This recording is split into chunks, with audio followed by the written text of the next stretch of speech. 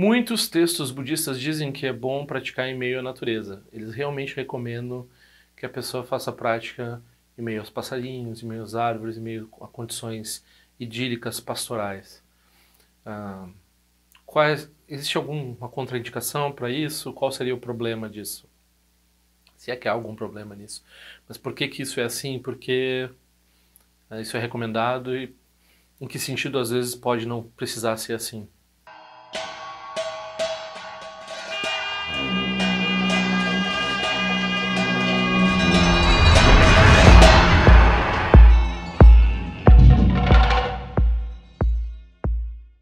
Novamente eu agradeço muito. Faltam R$ 1.195 para o valor que eu preciso para fazer o retiro de 21 dias que eu quero fazer em janeiro. As doações foram muito rápidas, muito impressionantes, eu fiquei muito feliz. Então são R$ 3.000 no total que eu preciso, eu já consegui R$ 1.800. Então eu agradeço bastante. Quem quiser os cartões é só pedir. Eu tô com alguns para mandar que eu não mandei ainda, daí eu vou fazer uma leva e mandar vários ao mesmo tempo. Então, muito obrigado. Então, existe uma relação, uma interdependência entre aspectos externos e aspectos internos e os aspectos secretos, entre os aspectos de corpo, aspectos de fala, aspectos de mente. Então, para determinadas práticas, é recomendado, é essencial procurar lugares agradáveis, aprazíveis. A natureza intocada, ou a natureza livre, né? Ou seja, onde há os insetos, onde há os animais e assim por diante, numa temperatura agradável, com uma brisa aprazível, ela é considerada um lugar conducivo à prática. Isso porque os canais da pessoa a pessoa se sente melhor, né? Então, se a pessoa se sente melhor, a tendência é que a prática flua melhor.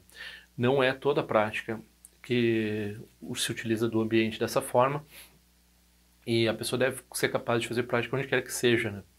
Mas se a pessoa puder criar uma condição onde há natureza, isso é o melhor para um grande número de práticas. Onde há verde, onde há brisa, como eu disse, né? Pássaros e os sons, né? Não artificiais, não produzidos pela... Isso é muito simples, né? Quando a gente está, por exemplo, eu moro perto de um estádio aqui, né? Então, não é que a pessoa não vai praticar em meio à perturbação de um jogo que está acontecendo, ou de um show que está acontecendo, a pessoa pratica, mas aquilo interfere o processo da pessoa. A pessoa é afetada, né? Tem uma relação dentro e fora do que está acontecendo, não dá para negar isso. Então, a pessoa usa o que ela tem. Então, no caso aqui, eu tenho a minha casa para praticar aqui, até eu acho bem silenciosa a maior parte do tempo, mas tem esses momentos onde tem esses arroubos, né, de futebol e de música e de esporte e assim por diante. Algumas vezes tem os vizinhos perturbando, né? Algumas vezes tem obra. Todo mundo sabe, quem mora na cidade, que, né, os barulhos são os mais diversos, né? Então eu já morei num lugar muito mais barulhento que aqui e a qualidade de vida da pessoa diminui, né? Se a pessoa tem mérito, ela mora onde ela quer e as circunstâncias dela são as melhores possíveis. Então se ela quiser focar em meditação, ela deve buscar esse tipo de situação, né? Mais do que, digamos, luz fluorescente de um escritório, né? Ou um prédio de concreto armado e assim por diante para fazer prática. Não que não se possa fazer prática nesses ambientes, né?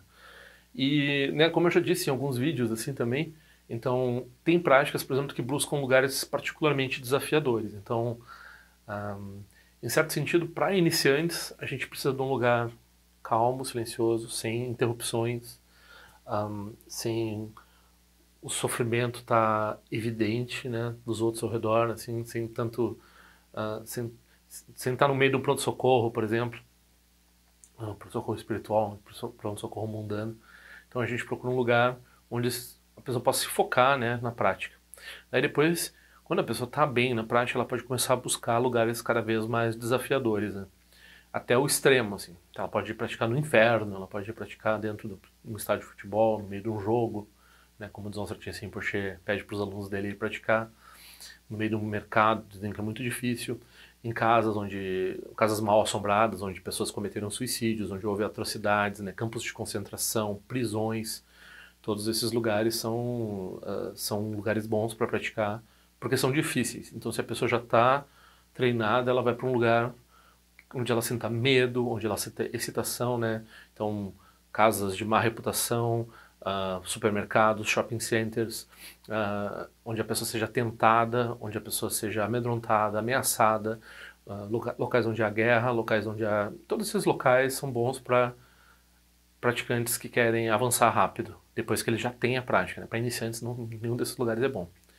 Depois que a pessoa passou por esse processo de prática construída e esse tipo de ginástica espiritual, aí ela retorna para os lugares aprazíveis, né? Porque ela não precisa manipular nada dentro ou fora, porque a prática dela se mantém. Então, para que ela vai procurar um lugar difícil, né? Então, ela vai para um lugar aprazível. Então, é lugar aprazível, qualquer lugar, ou o lugar mais difícil possível, depois o lugar aprazível de novo. E dentro disso, a pessoa, claro, né? Tem pessoas que nunca vão conseguir praticar em lugares difíceis, os lugares que nos amedrontam, né? Então elas vão encontrar esses lugares que nos amedrontam dentro da gente, nas situações da nossa vida, na reflexão sobre o samsara e assim por diante. Elas nunca vão precisar ou procurar um lugar externo que amedronte, que produza perturbação e assim por diante para praticar. Algumas pessoas é assim, elas não têm esse interesse ou capacidade. Outras pessoas elas vão se focar nisso. Então elas vão, né, procurar os cemitérios, né? A palavra em charnel ground se fala em inglês, que é o lugar... psiquicamente é um lugar onde a tensão, onde os kleshas afloram muito facilmente, porque há todas as circunstâncias para produzir os venenos mentais, né? Então, e esse é um lugar bom para certos tipos de prática. E enfim, né, para as práticas ainda mais superiores que essa, voltam a ser os locais aprazíveis, os lugares preferidos para fazer prática. Então, normalmente os centros de Dharma são construídos em lugares bonitos, né, com verde, com abertura, muito importante, abertura, principalmente no budismo tibetano, abertura para o céu, né?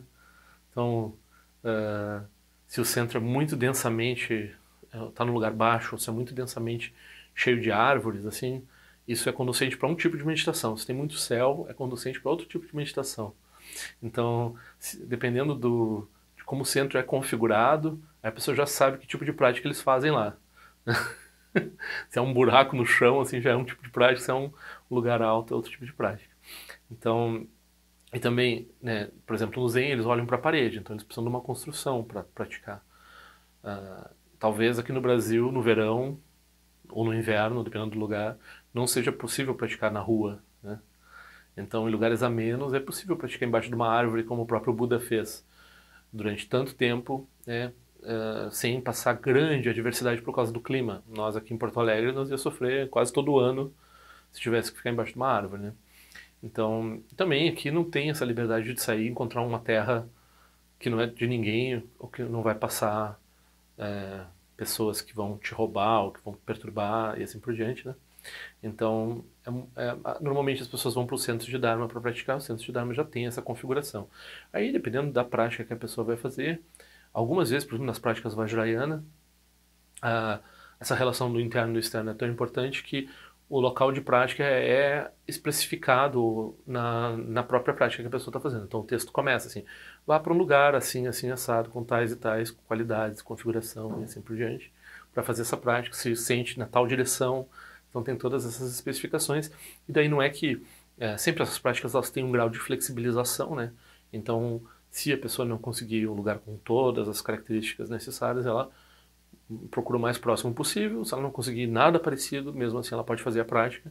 Ela vai, claro, fazer visualização e assim por diante. Só que se ela seguir o que está ali na prática, provavelmente a prática vai ser mais fácil, mais de acordo com o que foi ensinado e assim por diante. Com certeza, por exemplo, né, essas artes Feng Shui e geomancia e assim por diante, né, os tibetanos, os outros povos asiáticos, eles têm esse tipo de cultura.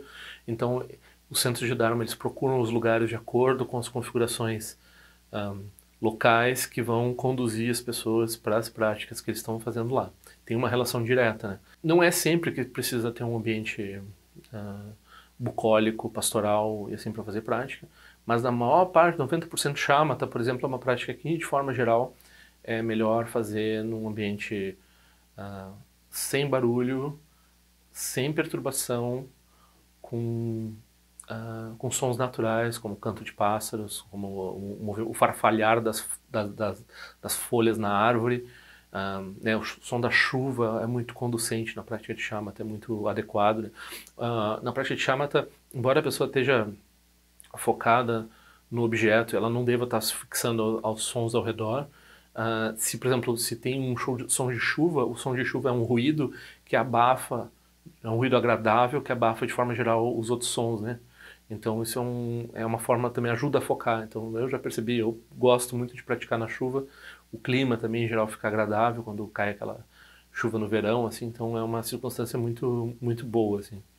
E né, outras circunstâncias, por exemplo, às vezes a pessoa está praticando e cai, né, num lugar que eu praticava, caiu uma manga assim no telhado. Pá! Então esse barulho inesperado, mas natural, não produzido por uma pessoa, né, de quem a gente vai sentir raiva, porque é alguém na cozinha que deixou cair uma panela, ou porque é uma pessoa numa obra, né? A gente pensa, eu estou aqui meditando e essas pessoas não respeitam o ambiente e tal. Não, é uma manga que caiu da árvore, então é um barulho do qual, se a pessoa tiver alguma raiva, ela vai ser louca, né? Então, e esse barulho ele é muito importante na prática também, esse tipo de barulho inesperado, que a pessoa, né? Bom, as várias práticas que a pessoa vai fazer tem interesse nos sons, também algumas vezes no que a pessoa vê, né? Em termos do céu, em termos da parede, em termos se for numa caverna. Então, sim, a prática ela inclui criar condições para a prática. Criar condições para a prática, normalmente para as pessoas que estão ouvindo esse canal, o que que significa? Significa juntar dinheiro para viajar para um lugar desses, que tem o Dharma, que tem um professor, né? Então, daí a pessoa junta um dinheiro, vai lá e conhece, faz a prática lá com os outros praticantes, né? Passa por essa experiência do Dharma, que é muito importante. E, de forma geral, se na medida em que ela entende o valor do Dharma, e que ela entende a prioridade do Dharma, ela vai produzindo ao redor dela as condições mais propícias para a prática dela, que ela quer focar, né? Ou, pelo contrário, também. Então, por exemplo, eu moro aqui nessa circunstância, a minha casa é um bunker, né? Ela é muito fechada, ela não tem janelas e assim por diante. Então, isso talvez um pouco configure a minha prática. Então, em vez de eu procurar uma prática que é boa para outro lugar, eu procuro práticas que são boas para esse ambiente que eu tenho, né? De forma que esteja de acordo com o que eu estou fazendo onde eu estou, né? Então, também dentro da cidade, também com certo barulho e assim por diante. Então, isso tudo, né? Por exemplo, no Vajrayana a gente usa incenso, usa instrumentos musicais, algumas vezes barulhentos, né? Então isso também perturba os vizinhos, tem vizinhos próximos, né? E de alguma forma geral, os cheiros e os sons produzidos no Vajrayana eles são secretos, eles não devem perturbar os outros, eles não devem chamar a atenção sobre, né, o que essa pessoa está fazendo, né, isso produz uma movimentação na mente dos outros, uma movimentação, a pessoa está fazendo, está tocando, eu sei a experiência porque eu estou fazendo prática, tocando assim, pensando no que os vizinhos estão, né, isso não ajuda a sua prática. Então se você está num lugar isolado para fazer esse tipo de prática que tem som, ou que tem dança, ou que tem um certo tipo de banquete que tem no Vajrayana, que é o Tsog, e que isso não deve ser frequentado por pessoas que não têm o refúgio no Dharma, não têm iniciações assim por diante, então é melhor num lugar isolado. Então mesmo no centro de Dharma, às vezes tem mais de um lugar de prática para diferentes graus de conexão e para diferentes práticas que estão se fazendo ao mesmo tempo num centro de Dharma. Né? Então acontece de ter retiros simultâneos acontecendo. Isso é importante, mas também não pode ser exagerado, né? Então a gente está falando aqui, né? Por que a gente medita com a coluna ereta? Mesma coisa, condições externas, né? A coluna ereta e configura as energias do corpo, a circulação das coisas no corpo fica melhor, a pessoa consegue ficar mais tempo parada dessa forma também. E isso ajuda a mente a produzir um determinado a fazer um determinado tipo de trabalho que é a prática que você está fazendo, né? Tipo, a função da prática que você está fazendo tem a ver com a posição de corpo, a posição das mãos, a posição da fala e assim por diante. Então, tudo isso tem, a gente usa a palavra tendril, interdependência, tudo isso tem interdependência. Se a prática é recomendado que se faça dessa forma, o quanto mais perto se conseguir isso, melhor, mais fácil vai ser a prática. Então é basicamente isso. Se a pessoa não consegue ficar com a coluna ereta, então às vezes tem como fazer a prática com a coluna recostada, né? Às vezes tem como, mas daí também a gente pode pensar, parece que fica mais fácil para a pessoa, mas na verdade fica mais difícil a prática. Então, são coisas a considerar, assim.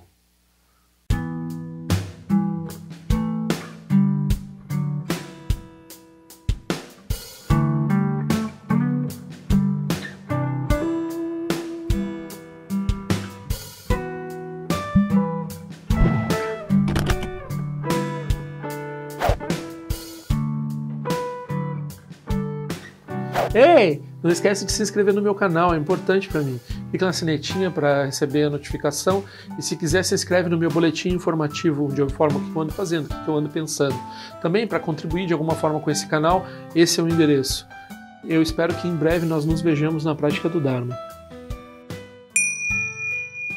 Ao longo de minhas muitas vidas e até este momento, todas as virtudes que tenho alcançado, inclusive o mérito gerado por esta prática e todas as que vier a conseguir, ofereço para o bem-estar dos seres sencientes. Possam a doença, a guerra, a fome e o sofrimento diminuir para todos os seres, enquanto sua sabedoria e compaixão aumentam nesta e em vidas futuras. Possa eu claramente perceber todas as experiências como sendo tão insubstanciais como o tecido do sonho durante a noite e imediatamente despertar para perceber a manifestação de sabedoria pura no surgir de cada fenômeno. Possa eu rapidamente alcançar a iluminação para trabalhar sem cessar pela liberação de todos os seres. Nirawe Korajinga Sumpano Neoma Lundi Kwene Tirezi Wante Jinja Soiza Pekaja Produtin Jyote Om Sochi Diamante Penedira Sawa Concha Zio Zetai Bai Médio no Jutru Piamania Jogi Sasunda do Tem Jyote Time Kwene Pema Sambal Sasura Gente no Pai Garde Wancho Jugutu Pegu Kose Destintes Indar Shinju Jigmetu Jutru Panangue Wancha Tungondo Pateno Muyeng Kumpa Malora Sanelundo Tileta tu Tem Jyote Pemeja Sum Pemeri Suji Pemeta Lati Kusizuruan Pemancho de Droma de Soji no Nibe Melunde do Jyote Penenjo Ene Chimpote Payuri Nebadan de Basipete Bundan Conseja Senten Jyote Kusun Sanje Guru Rinpoche quando condado eu atim pode abartir com seu tudo da poça só deve só tinha lá do sushi não se mueve já chegou a dançar balão de do partingelo uma rumba za guru pema cd que loja som de loja as alianças são de papel do jusho sung não guarda miral do sungele show